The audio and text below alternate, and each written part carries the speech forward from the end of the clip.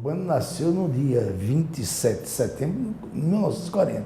Eu no dia 25 de dezembro de 36. Aí é uns 3 anos e meio, quase 4 anos, né? Eu vi nascer. Eu vi nascer. E, se você quiser, eu vou logo salientar. Ele nasceu perto das 10 horas do dia 27 de setembro de 40, justamente no dia do eclipse solar. Ele nasceu em Garanhuns. Nós 3 nascemos em Canhotinho. Veio do meu avô, que era rábula, em Canhotinho. E papai também rabulava. Ele puxou isso a meu avô. Porque o rábula era o advogado não formado, né? Que nas cidades do interior não tinha advogado formado. Então, pelo seu muito saber jurídico, e vovô lia tudo que aparecia nas mãos, e o juiz nomeava para defender. Falava bem. Entrei na faculdade, eu me formei em 61. O Urbano formou-se em 64. Quando eu estava no 3º ano de Direito, o Urbano estava ingressando na faculdade, no 1º ano, né? Então, essa foi a minha experiência, eu fui passando para ele, mas ele que, quando chegou a um certo ponto, aí eu disse: Urbano, você tem o nome de papai, você carrega o nome, eu acho que você vai trabalhar em Garanhuns com o papai. Eu disse: vou nada. Eu disse: como assim? Eu vou ser um profissional de direito. Papai ainda tem mentalidade de rábula, de canhotinho, no aspecto econômico financeiro. Ele não sabe cobrar. Então essa missão fica para você. Sim, mas papai não tem filho, só tem filho. Erache já sai no Rio. Nós 2 aqui. E nós 2 temos que ficar com papai e mamãe em Garanhuns. Essa missão é sua. Então, eu cumpri essa missão de ir para Garanhuns formado, ficar com o papai, trabalhando lá. Por isso que ainda hoje, Urbano Neto, disse: o único remanescente da advocacia aqui do escritório sou eu. Isso mais ou menos no 2º ano de Direito, Urbano estava no DAJA, Departamento Acadêmico Jurídico Assistencial, DAJA. E Boris chegou lá, naquela pressa bem, mais ou menos às 10, 11 horas do dia, dizendo: eu preciso de uma pessoa aqui que vá fazer júri comigo. E agora, hoje, lá na comarca tal, e a gente vai sair agora, depois do almoço, que vai começar o júri às 2 horas da tarde. E só tinha Urbano. Urbano, você vai comigo? Urbano, mas... Não, você vai lendo o processo durante a viagem, e lá você pode dizer as suas heresias que eu conserto depois. Olha, saiu tão bem que depois desse júri, Boris não se apartou mais de Urbano. Depois, por circunstância mesmo da vida, um foi para um lado, o outro foi para o outro. Mas ambos ainda cultivavam, como toda a família, grande amizade. E foi Urbano Vitalino Filho o mentor dessa minha iniciação de advocacia. Porque, como solicitador, eu tinha a necessidade de dispor de um profissional qualificado que pudesse legitimar a minha atuação forense. Ele era procurador no início da década de 70, ele entrou na Procuradoria do Recife e assumiu a Secretaria de Assuntos Jurídicos do município do Recife. Foi quando criou o Instituto Brasileiro de Direito Municipal, um instituto que durou quase 40 anos. E ele foi presidente desse instituto várias vezes. Foi através desse instituto onde ele conheceu a maior parte dos grandes amigos pessoais dele na vida profissional, né? Muitos professores, né, que eram palestrantes, que ele convidava para as palestras, vários ministros do Supremo, alguns que viraram ministros do Supremo depois, né, desse relacionamento. De maneira que ele dedicou muito parte da sua vida ao Instituto Brasileiro de Direito Municipal. Depois ele fez concurso, né, para a Procuradoria do Estado e virou procurador do Estado, professor na Universidade Federal de Pernambuco, na cadeira de Direito, tinha uma atividade forte na igreja, como presbítero. Quando ele assumiu a Secretaria de Assuntos Jurídicos, ele não podia advogar. Estava impedido de advogar. Papai veio de Garanhuns e tomou conta do escritório de Urbano, até que ele se desvencilhasse dessa Secretaria de Assuntos Jurídicos. Eu não lembro do meu pai sem estar envolvido com ordem, porque eu nasci, ele já era conselheiro da Ordem dos Advogados do Brasil. E ele faleceu, né, envolvido com a OAB. Então, a vida dele e a vida da OAB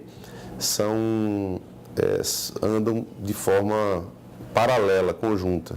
Praticamente, desde que ele se formou, ele participou das eleições e praticamente nunca saiu, não é, de dentro da ordem. Foi durante décadas conselheiro estadual e conselheiro federal da ordem, tendo chegado a ser inclusive vice-presidente nacional, criador da Comissão de Relações Internacionais da OAB. Ele tinha essa ligação muito forte com o exterior, com viagens, né?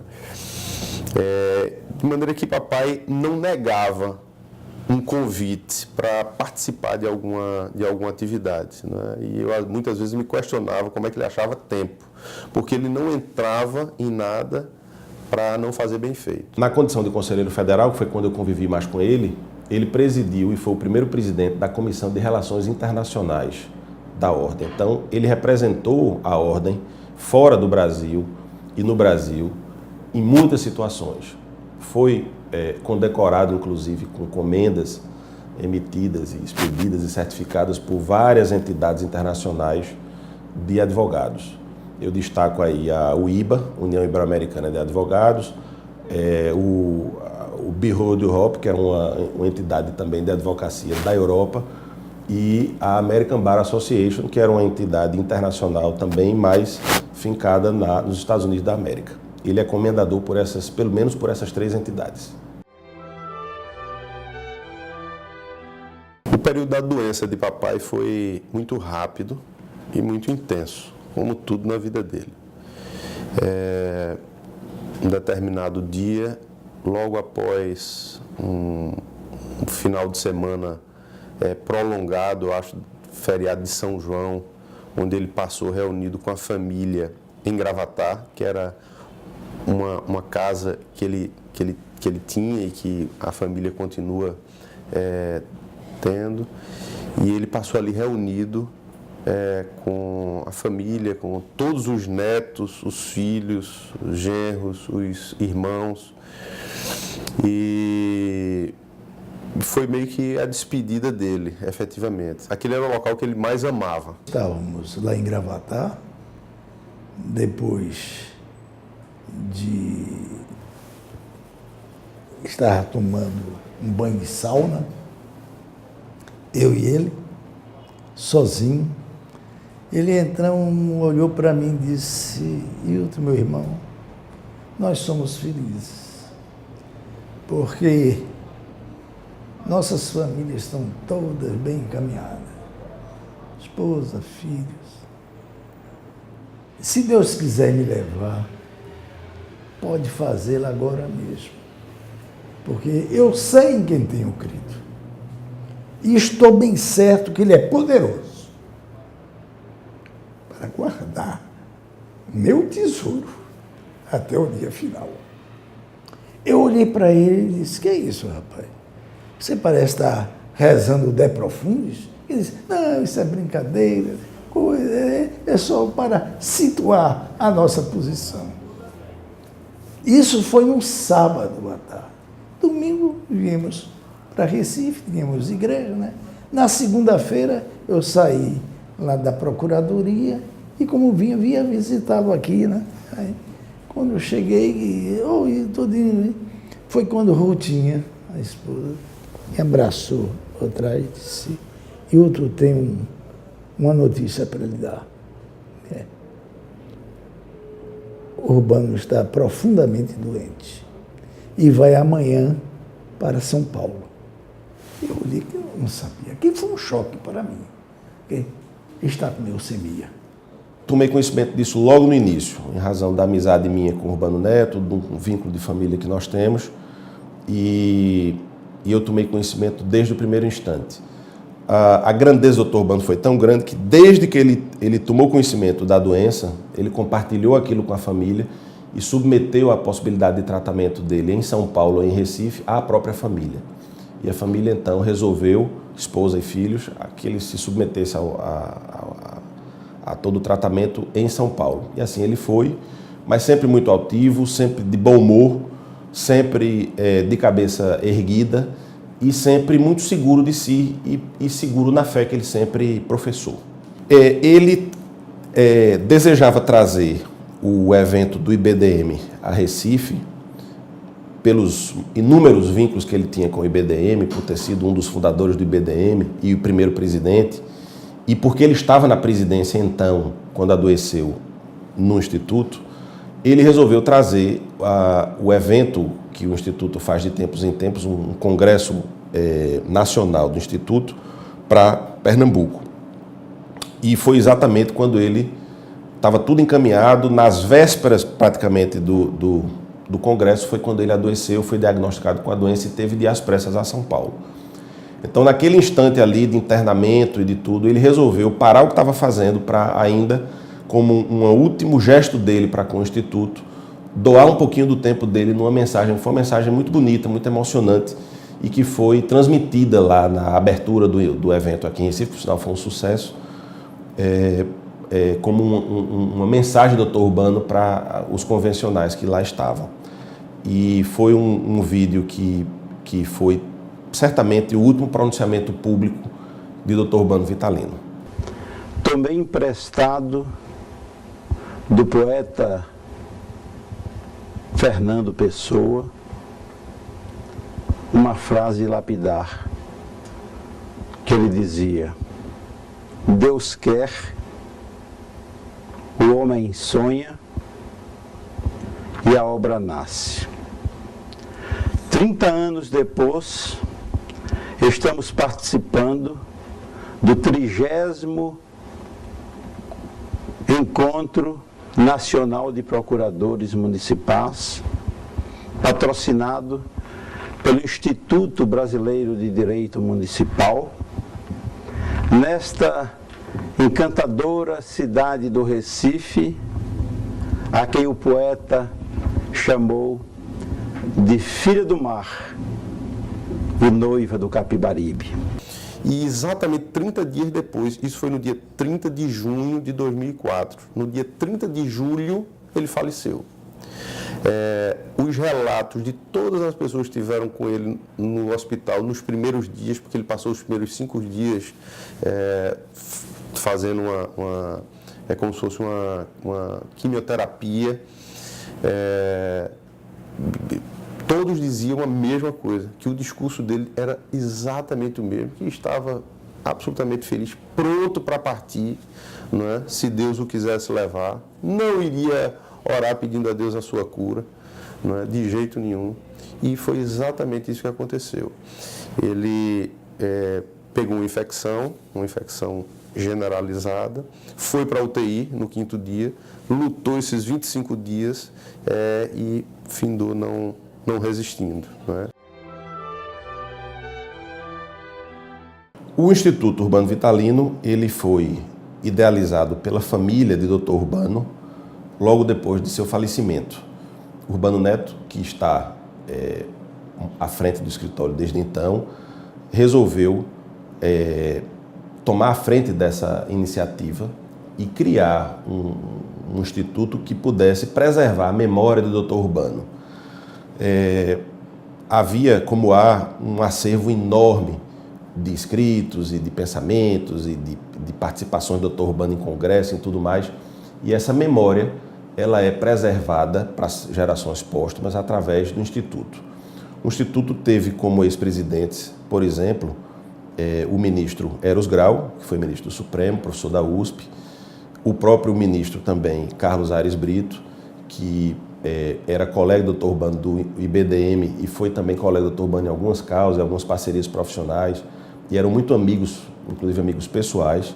Flávio Henrique Santos, um grande advogado aqui de Recife, que foi presidente também e a quem eu com muita honra sucedi agora nesse mandato. E a ideia do Instituto é exatamente a de, através da preservação da memória do Dr. Urbano, a preservação da memória desse acervo que o Dr. Urbano deixou para o direito, o Instituto poder ter mais inserção na vida social, institucional do país.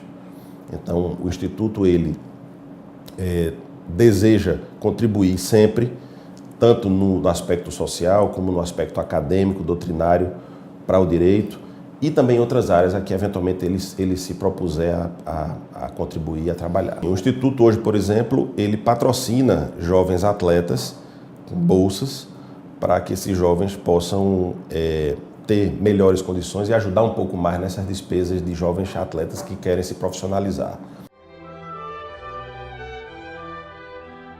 Ele era profundamente ético, no bom sentido, no estrito senso e lato sensu. Urbano era ético. Isso desde a infância. Isso foi ensinado do meu avô, do meu pai e dele próprio. É questão de caráter. A advocacia é questão também de caráter. O Dr. Urbano era um homem, ao mesmo tempo, muito pragmático, muito estudioso, muito competente e tratava as pessoas que o cercavam e as pessoas de fora também com muita lhaneza, com muito trato fino, com muita educação. E isso era uma das marcas mais próximas que a gente pode dizer dessa relação minha com o Dr. Urbano. Era um homem educado, fino, competente e de muita dignidade, né, em tudo que ele se propunha a fazer, em tudo que ele realizava, ele impunha uma marca de dignidade muito grande. Um dos vários legados que o Urbano Vitalino coloca para as futuras gerações, não apenas foi a sua fidalguia no trato, a forma como, com muita ternura e com muita afetividade, ele conduzia as relações de vida, não apenas profissionalmente, mas com os amigos. Esse legado passa também exatamente por um compromisso ético que ele teve com a advocacia. Os valores que ele deixou aqui no escritório permanecem intactos, inalterados.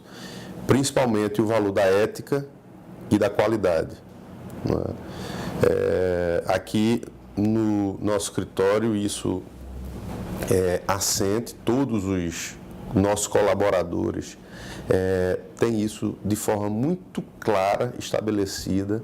Não será tomada nenhuma atitude, vendido algo que promete-se algo onde você sabe que você não vai ter condição de cumprir, ou qualquer desvio de moral, de caráter. Isso aí é impossível. Não é?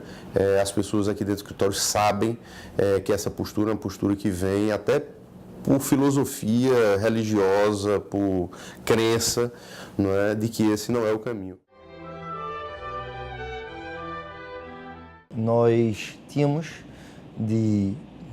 por um dever de justiça, pela história desses grandes advogados, de fazer uma homenagem ao Dr. Joaquim Corrêa de Carvalho Júnior, que faleceu recentemente, e a Dr. Urbano. Era um sentimento comum de toda a diretoria.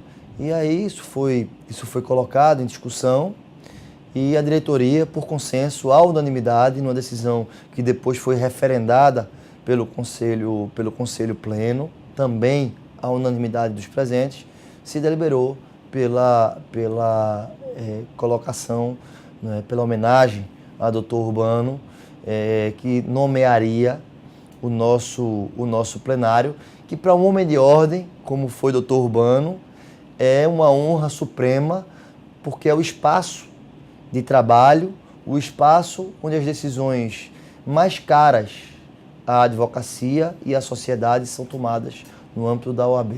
Então, acredito que Dr. Urbano, onde estiver, se sentirá extremamente feliz com essa homenagem que lhe foi prestada. Em termos de ordem, para nós não existe uma homenagem mais significativa do que ver a plenária da ordem em Pernambuco receber o nome de meu pai. Por quê? Porque, como disse o presidente Rony, não é, papai era um homem de ordem. Não é? Então, o local onde ele mais atuava era exatamente na plenária, tanto no Conselho Estadual como no Conselho Federal. Era onde ele passava a maior parte do tempo. E era onde ele tomava ali, junto com os colegas advogados que compunham com ele, né, as bancadas, as decisões importantes a respeito da vida do profissional da advocacia, dos advogados. De maneira que é o ambiente mais emblemático da ordem, certamente. E a família recebeu com uma alegria profunda essa homenagem e nos sentimos extremamente honrados, né? Embora reconheçamos que a homenagem é merecida, porque ele dedicou, como eu disse, desde que eu me entendo por gente, meu pai dedicou sua vida às causas da Ordem dos Advogados do Brasil.